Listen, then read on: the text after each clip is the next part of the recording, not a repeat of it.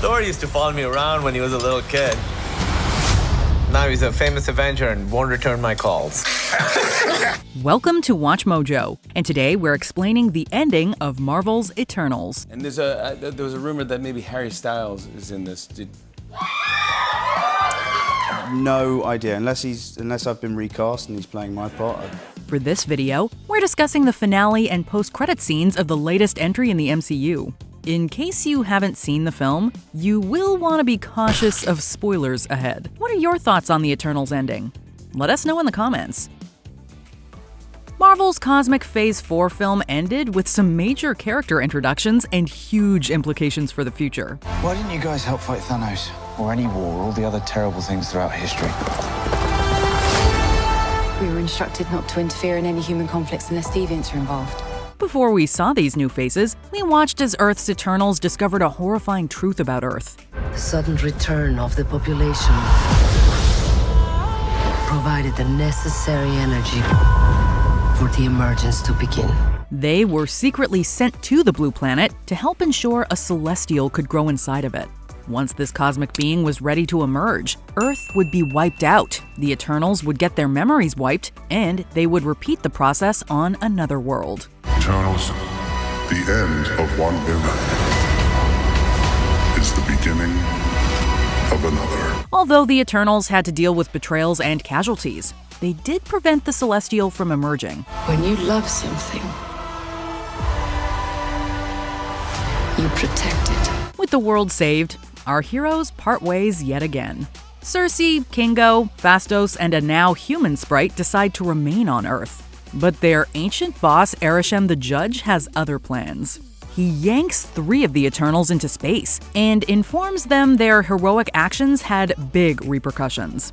Now, they must make their case for humanity and prove that the species is worthy of preservation. This is what the end of the world looks like. At least we have front row seats.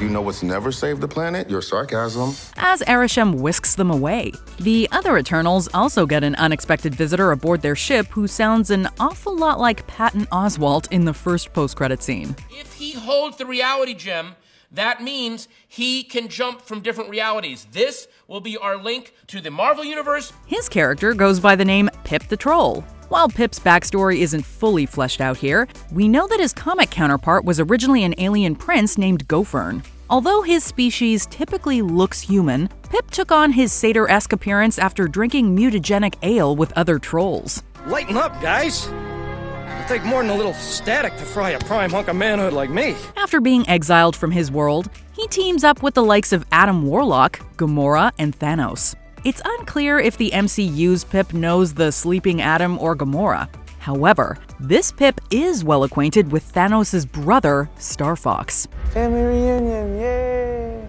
While Star Fox has gone by multiple names, he's best known as Eros of Titan. But why does he look more like Harry Styles than Thanos? Both Eros and the Mad Titan were the sons of humanoid-looking parents. However, since Thanos had a deviant gene, he was born with a purple appearance. We'll assume that the Eternals didn't stop the Mad Titan in the MCU because he was mainly an Eternal with deviant DNA inside of him. But why didn't Eros step in? They called me a madman.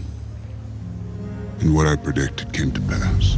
In the comics, Eros has a lust for life, adventures, and intimate encounters. He spent most of his life seeking pleasure, until Thanos started committing atrocities. Eros eventually decided to stand up to his brother, and they went on more ridiculous adventures. If the Harry Styles version of the character followed the same path, we wonder what motivated him to meet Thena and the others. Better him than me. It's not fair. Is Eros genuinely trying to become a more heroic figure? Or does he have an ulterior motive? In the next few years, we may understand where he came from and where he's going with the Eternals. Well done. Oh, we did it, survived. Eros is only one of the characters being set up for future movies.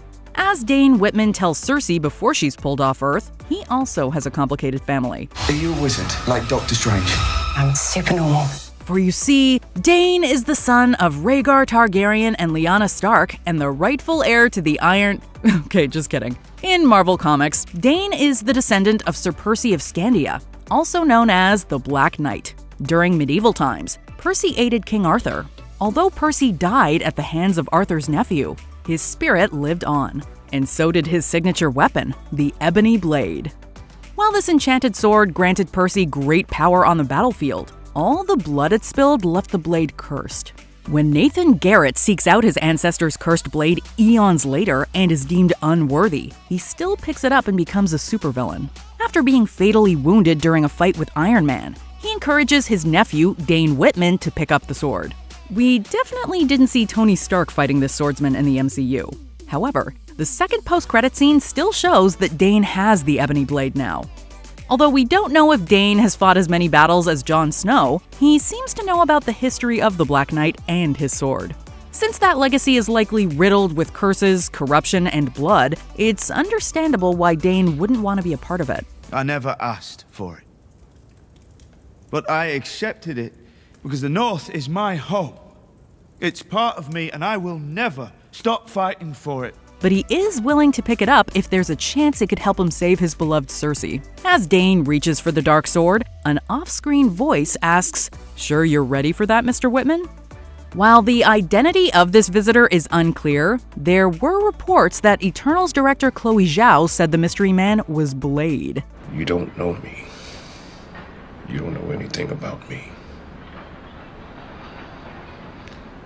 I'm not human. Since the half-vampire warrior deals with supernatural occurrences all the time, it makes sense that he would know about a cursed weapon. It'll likely be a couple of years before we see Blade on screen. Will he end his film by meeting Dane? Or will Blade recruit the Black Knight for a mission? There's still a war going on, and I have a job to do. You want to help make me a better Sarah.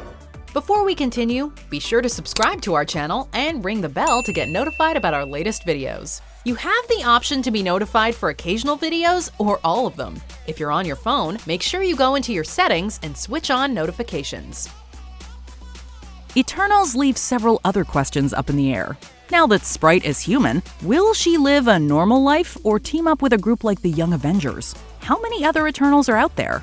And most importantly, can Arishem accept Earth? Or will Eternals and Avengers have to try to fight the massive cosmic being to save their home? Hopefully, we won't have to wait 7,000 years to get answers. And we get to learn that these Eternals has been helping us to shape our history and who we are, and we also shape who they are as well. Do you agree with our picks? Check out this other recent clip from WatchMojo, and be sure to subscribe and ring the bell to be notified about our latest videos.